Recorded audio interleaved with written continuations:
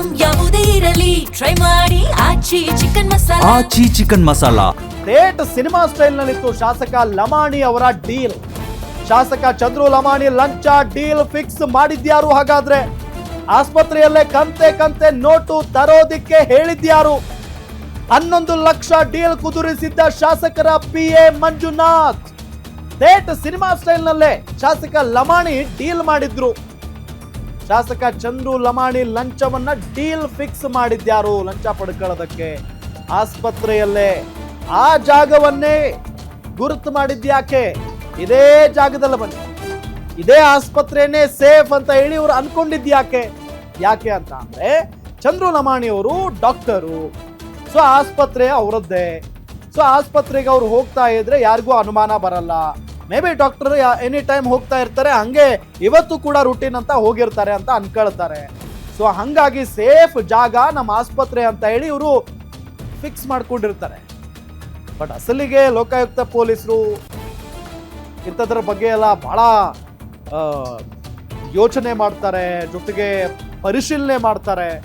So ಹೌದಾ ಇಲ್ವಾ, ಈ ಶಾಸಕ ಹೆಂಗೆ? ಪ್ರತಿಯೊಬ್ಬ ಶಾಸಕನ ಮೇಲೂ ಕೂಡ ಲೋಕಾಯುಕ್ತದವರ ಕಣ್ಣಿದ್ದೇ ಇರುತ್ತೆ, ಅದರಲ್ಲಿ ಯಾವುದೇ ರೀತಿಯಾದಂತ ಅನುಮಾನ ಬೇಡ.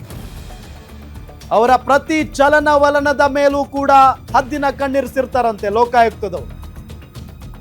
ಈಗ ಚಂದ್ರು ಲಮಾಣಿ ಸರದಿ ಅಷ್ಟೇ, ಆಸ್ಪತ್ರೆಯಲ್ಲಿ ಕೂತ್ಕೊಂಡು MD ಚೇರ್ನಲ್ಲಿ ಕೂತ್ಕೊಂಡು ಕಂತೆ ನೋಟನ್ನ ಎಣಿಸ್ತಾ ಇದ್ರಂತೆ.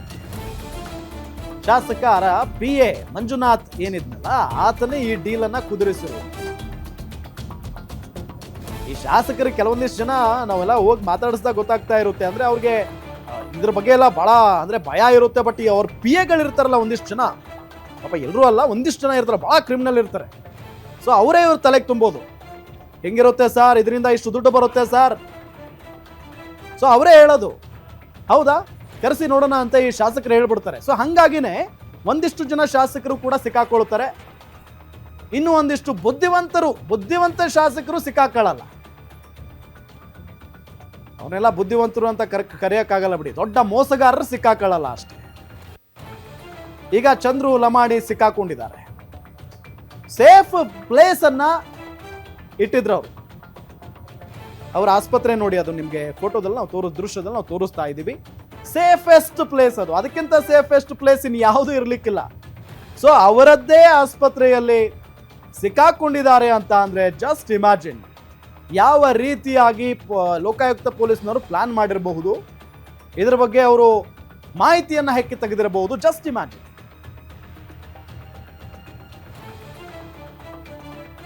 ಚಂದ್ರು ಲಮಾಣಿ ಲಂಚ ಸ್ವೀಕರಿಸುವಂತ ಸಂದರ್ಭದಲ್ಲಿ ಸಿಕ್ಕಿ ಬಿದ್ದಿದ್ದಾರೆ ಅಂತ ಹೇಳಿ ತಿಳಿದ ತಕ್ಷಣ ಅಥವಾ ಸುದ್ದಿ ಬಂದ ತಕ್ಷಣ ನಮ್ಮ ತಲೆಗೆ ಬಂದಿರುವಂತ ಪ್ರಶ್ನೆ ಒಂದೇ, ಅದು ರೆಡ್ ಹ್ಯಾಂಡ್ ಆಗಿ ಸಿಕ್ಕಾಕೊಂಡಿದ್ದಾರೆ ಅಂತ ಅಂದ್ರೆ ಮೊದಲ ಬಾರಿಗೆ ಶಾಸಕರಾಗಿದ್ದಂಥವ್ರು ಹೆಂಗಿರ್ಬೇಡ ಅವ್ರ ರಿಯಾಕ್ಷನ್ನು, ಏನ್ ಮಾತಾಡಿರ್ಬಹುದು ಅವರು ಆರಂಭದಲ್ಲಿ ಅಂತ ಹೇಳಿ. ಸೊ ಅದಕ್ಕೂ ಕೂಡ ಉತ್ತರ ಕೊಡ್ತು ನಿಮ್ಮ ಗ್ಯಾರಂಟಿ ನ್ಯೂಸ್. ಈಗ ಇದೇ ವಿಚಾರಕ್ಕೆ ಸಂಬಂಧಪಟ್ಟಂತೆ ಡೀಟೇಲ್ಸ್ ಕೊಡ್ತಾರೆ ನಮ್ಮ crime bureau head SK Manjunath ಸಂಪರ್ಕದಲ್ಲಿದ್ದಾರೆ. ಮಂಜುನಾಥ್, ಮೊದಲ ಬಾರಿ ಶಾಸಕರಾಗಿದ್ದಂಥವ್ರು ಇವರು ಚಂದ್ರು ಲಮಾಣಿ. ಸೊ ಈಗ ರೆಡ್ ಹ್ಯಾಂಡ್ ಆಗಿ ಸಿಕ್ಕಾಕೊಂಡಿದ್ದಾರೆ.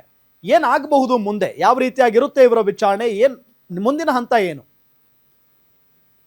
ನಾವೇನು ಒಬ್ಬ ಗುತ್ತಿಗೆದಾರರಿಂದ ಕಮಿಷನ್ ಅನ್ನ ಪಡೆದಂತ ಸಂದರ್ಭದಲ್ಲಿ ಲೋಕಾಯುಕ್ತ ಅಧಿಕಾರಿಗಳಿಗೆ ರೆಡ್ ಹ್ಯಾಂಡ್ ಆಗಿ ಏನು ಶಾಸಕರಾದಂತ ಬಿಜೆಪಿ ಶಾಸಕರಾದಂತ ಚಂದ್ರು ಲಮಾಣಿ ಅವರು ಸಿಕ್ಕಿ ಬಿದ್ದಿರ್ತಕ್ಕಂಥದ್ದು, ಜೊತೆಗೆ ಅವರ ಇಬ್ಬರು PAಗಳು ಸಹ ಈ ಒಂದು ಕಮಿಷನ್ ಪಡಿತಕ್ಕಂತ ಸಂದರ್ಭದಲ್ಲಿ ಸಿಕ್ಕಿ ಬಿದ್ದಿದ್ದಾರೆ. ಮೊದಲಿಗೆ ಈಗ ಏನು ಆ ಒಂದು ಗುತ್ತಿಗೆದಾರರಾಗಿದ್ದಂತ ಅವರ ಬಳಿ ವಿಜಯ್ ಪೂಜಾರಿ ಅಂತ ಏನಿದ್ರು, ಅವರ ಬಳಿ 1 ಕೋಟಿ ರೂಪಾಯಿ ಅವರ ಒಂದು ಕಾಮಗಾರಿಗೆ ಆ ಗುತ್ತಿಗೆಯನ್ನ ಪಡೆದಿದ್ದು, ಅದು ಕಾಮಗಾರಿಯ ಶಂಕುಸ್ಥಾಪನೆ ಅಂದ್ರೆ ಗುದ್ದಲಿ ಪೂಜೆ ಮಾಡೋದಕ್ಕೆ ಮೊದಲೇ 11 ಲಕ್ಷ ಕಮಿಷನ್ ಅನ್ನ ಕೇಳಿದ್ರು ಅಂತಕ್ಕಂಥದ್ದು. ಇದರಲ್ಲಿ ಪರ್ಸೆಂಟೇಜ್ ಲೆಕ್ಕ ನೋಡೋದಾದ್ರೆ 11% ಕಮಿಷನ್ ಅನ್ನ ಕೇಳಿದ್ರು ಅಂತಕ್ಕಂಥದ್ದು.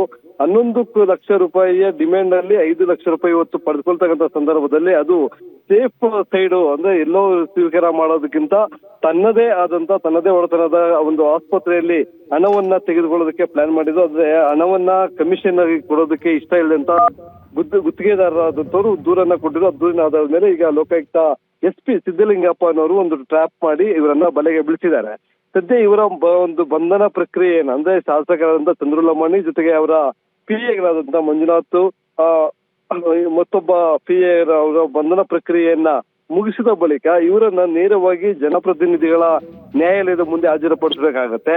ಈಗ ಗದಗ ಜಿಲ್ಲೆಯಲ್ಲಿ ಏನು ಇವರನ್ನ ಬಂಧಿಸಿರ್ತಕ್ಕಂಥ ಹಿನ್ನೆಲೆಯಲ್ಲಿ ಅಲ್ಲಿ ಒಂದಷ್ಟು ಬಂಧನ ಪ್ರಕ್ರಿಯೆಗಳನ್ನ ಮುಗಿಸಿ ಅಲ್ಲಿಂದ ನೇರವಾಗಿ ಬೆಂಗಳೂರಿನ ಒಂದು ಜನಪ್ರತಿನಿಧಿಗಳ ನ್ಯಾಯಾಲಯ ಅಂದ್ರೆ ಸೆಷನ್ಸ್ ಕೋರ್ಟ್ನ 82 ಸಂತೋಷ್ ಗಜನವರ ಭಟ್ ಅವರ ಮುಂದೆ ಹಾಜರುಪಡಿಸಿ ಇವರನ್ನ ಹೆಚ್ಚಿನ ತನಿಖೆ ಅವಶ್ಯಕತೆ ಇದ್ದಂತ ಸಂದರ್ಭದಲ್ಲಿ ಕಸ್ಟಡಿಗೆ ಪಡೆಯುವಂತ ಸಾಧ್ಯತೆ ಇದೆ. ಅಥವಾ ಒಂದು ವೇಳೆ ಅಲ್ಲೇ ಎಲ್ಲಾ ಒಂದು ಪ್ರಕ್ರಿಯೆಗಳಿರ್ಬೋದು, ಜೊತೆಗೆ ಯಾವ ಕಾರಣಕ್ಕಾಗಿ ಕಮಿಷನ್ ಅನ್ನ ಪಡೆದಿದ್ರು, ಇದೇ ರೀತಿಯಾಗಿ ಬೇರೆ ಯಾವ್ದಾದ್ರು ಪ್ರಕರಣದಲ್ಲಿ ಒಂದು ಕಾಮಗಾರಿಯಲ್ಲಿ ಇವರು ಕಮಿಷನ್ ಅನ್ನ ಪಡೆದಿದ್ರು ಅನ್ನೋದ್ರ ಬಗ್ಗೆ ದೂರುದಾರರಿಂದಲೂ ಸಹ ಒಂದು ಮಾಹಿತಿಯನ್ನ ಪಡಿತಾರೆ. ಬಳಿಕ ಸ್ಥಳದಲ್ಲಿ ಪಂಚನಾಮೆಗಳಿರ್ಬೋದು, ಸ್ಥಳ ಮಹಾಜರನ್ನ ಮುಗಿಸಿಕೊಂಡು ನೇರವಾಗಿ ನ್ಯಾಯಾಧೀಶರ ಮುಂದೆ ಹಾಜರುಪಡಿಸುವಂತ ಅವಕಾಶಗಳಿದೆ. ಈಗಾಗಲೇ ಸಮಯ 4 ಗಂಟೆ ಆಗಿರ್ತಕ್ಕಂಥ ಹಿನ್ನೆಲೆಯಲ್ಲಿ ಗದಗದಿಂದ ಬೆಂಗಳೂರಿಗೆ ಬರತಕ್ಕಂತ ಒಂದು ಸಮಯ, ಅವರನ್ನ ಕರ್ಕೊಂಡ್ ಬರ್ತಕ್ಕಂಥ ಸಮಯ ಎಷ್ಟೊತ್ತಾಗ್ಬೋದು ಅಂತಕ್ಕಂಥ ಒಂದು ಲೆಕ್ಕಾಚಾರವನ್ನು ಹಾಕಿ ರಾತ್ರಿ ಇಲ್ಲಿ ಜನಪ್ರತಿನಿಧಿಗಳ ಕೋರ್ಟ್ನ ನ್ಯಾಯಾಧೀಶರ ನಿವಾಸಕ್ಕೆ ಹಾಜರುಪಡಿಸಿ ಇವರನ್ನ ಅವಶ್ಯಕತೆ ಇದ್ದ ಕಸ್ಟಡಿಗೆ ಪಡಿತಾರೆ. ಇಲ್ಲ ಅನ್ನೋದಾದ್ರೆ ಜೇಸಿಗೆ ಕಳಿಸುವಂತ ಒಂದು ಮನವಿಯನ್ನ ಲೋಕಾಯುಕ್ತ ಅಧಿಕಾರಿಗಳು ಮಾಡ್ಕೊಳ್ತಾರೆ. ರಾಮ್ ಮಂಜುನಾಥ್, ಈಗ ಅವರು ಸಹಜವಾಗಿ ಅಂದ್ರೆ ರೆಡ್ ಹ್ಯಾಂಡ್ ಆಗಿ ಸಿಕ್ಕಂತ ಸಂದರ್ಭದಲ್ಲಿ ಅವರು ನಾನೇನು ತಪ್ಪು ಮಾಡಿಲ್ಲ, ಷಡ್ಯಂತ್ರ, ಜೊತೆಗೆ ನಾನು ತುಂಬಾ ಇನ್ನೋಸೆಂಟ್ ಅನ್ನೋ ನಿಟ್ಟಿನಲ್ಲೆಲ್ಲ ಮಾತಾಡ್ತಾ ಇದ್ರಂತೆ ಲೋಕಾಯುಕ್ತ ಪೊಲೀಸರ ಮುಂದೆ. ಸೊ ಆ ಸಂದರ್ಭದಲ್ಲಿ ರೆಡ್ ಹ್ಯಾಂಡ್ ಸಿಕ್ಕಾಗಲೇ ಈ ತಪ್ಪಿಸ್ಕೊಳ್ಳೋ ಪ್ರಯತ್ನ ಪಟ್ಟಿದ್ದಾರೆ. ಸೊ ಆ ನಿಟ್ಟಿನಲ್ಲಿ ವಿಚಾರಣೆಗೆ ಒಳಪಡಿಸಿದಂತ ಸಂದರ್ಭದಲ್ಲಿ ಅವ್ರಿಗೆ ಬೇರೆ ರೀತಿಯಾದಂತ ಹೇಳಿಕೆಗಳಿಗೆ ಆಸ್ಪದನೇ ಇಲ್ವಾ ಅಂತ? ಖಂಡಿತ ಇಲ್ಲ ರಾಮ್. ಯಾಕೆಂದ್ರೆ ರೀತಿಯಾಗಿ ನನಗೇನು ಗೊತ್ತಿಲ್ಲ ಅನ್ನೋದಾದ್ರೆ ಅವರು ಏನು ಲೋಕಾಯುಕ್ತ ದಾಳಿ ಮಾಡಿದಂತ ಸಂದರ್ಭದಲ್ಲಿ ಕಚೇರಿಯಲ್ಲೇ ಇದ್ದಾರೆ, ಜೊತೆಗೆ ಹಣವನ್ನ ಸ್ವೀಕರಿಸ್ತಾ ಇದ್ದಾರೆ. ಅದಕ್ಕೆ ಪ್ರತ್ಯಕ್ಷ ಸಾಕ್ಷಿಗಳಾಗಿ ಏನು ಅವರ PAಗಳು ಸಹ ಇದೆ, ಅಲ್ಲಿ ಸಿಬ್ಬಂದಿಯೂ ಸಹ ಇದ್ದಾರೆ. ಹೀಗಾಗಿ ಎಲ್ಲಾ ದಾಖಲೆಗಳನ್ನ ಪಕ್ಕಾ ಮಾಡಿಕೊಂಡೆ ಅವರು ಅಲ್ಲಿ ಒಂದು ಬಲೆಯನ್ನ ಬೀಸಿ ಅವರು ಹಣವನ್ನ ತೆಗೆದುಕೊಂಡಿರ್ತಕ್ಕಂಥದ್ದು. ಜೊತೆಗೆ ಲೋಕಾಯುಕ್ತ ಬಲೆ ಬೀಸಿದಂತ ಸಂದರ್ಭದಲ್ಲಿ ಕೊಡ್ತಕ್ಕಂಥ ಹಣವೂ ಸಹ ಹಣದ ಮೇಲೆ ಒಂದು ಕೆಮಿಕಲ್ ಅನ್ನ ಸಿಂಪಡಣೆ ಮಾಡಿರ್ತಾರೆ. ಅದರಲ್ಲಿ ಇವರ ಫಿಂಗರ್ ಪ್ರಿಂಟ್ಸ್ ಸಹ ಬಿದ್ದಿರುತ್ತೆ. ಯಾವ ಹಣವನ್ನ ಇವರು ಸ್ವೀಕರಿಸಿದ್ರು ಆ ಒಂದು ನೋಟುಗಳ ಮೇಲೆ ಇವರ ಫಿಂಗರ್ ಪ್ರಿಂಟ್ಸ್ ಬಿದ್ದಿದ್ದಂತ ಸಂದರ್ಭದಲ್ಲಿ ಅವ್ರು ಯಾವುದೇ ರೀತಿಯಾಗಿ ತಪ್ಪಿಸ್ಕೊಳ್ಳೋದಕ್ಕೆ ಸಾಧ್ಯ, ಅದೇ ಪ್ರಬಲವಾದಂತಹ ಸಾಕ್ಷಿ. ಆ ಒಂದು ಆಧಾರ ಜೊತೆಗೆ ಇಲ್ಲಿ ಮುಖಾಂತರ ಡಿಮ್ಯಾಂಡ್ ಅದು ನೇರವಾಗಿ ಲಮಾಣಿಯವರೇ ಅವರ ಬಳಿ ಅದಕ್ಕೆ ಡಿಮ್ಯಾಂಡ್ ಮಾಡಿರ್ತಕ್ಕಂಥ ಸಂಬಂಧಪಟ್ಟಂತೆ ಈಗಾಗಲೇ ಒಂದಿಷ್ಟು ಸಾಕ್ಷಿಗಳನ್ನ ಕಲೆ ಹಾಕಿರೋದು, ಮೊಬೈಲ್ ಸಂಭಾಷಣೆ ಇರ್ಬೋದು ಅಥವಾ ಅವ್ರ ಕಾಲ್ ಡೀಟೇಲ್ಸ್ ಇರ್ಬೋದು, ಇವೆಲ್ಲವನ್ನ ಸಹ ಕಲೆ ಹಾಕ್ತಾರೆ.